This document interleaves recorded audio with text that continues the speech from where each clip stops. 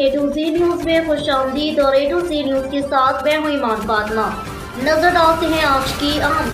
आज अब रुख करते हैं शोरकोट का, जहां पर नुमाइंदा साजिद शेख की रिपोर्ट के मुताबिक मियां कमर हयात काटिया साबका MP शोरकोट ने तहसील प्रेस क्लब शोरकोट के सामने अपना एहतजाज रिकॉर्ड कराया।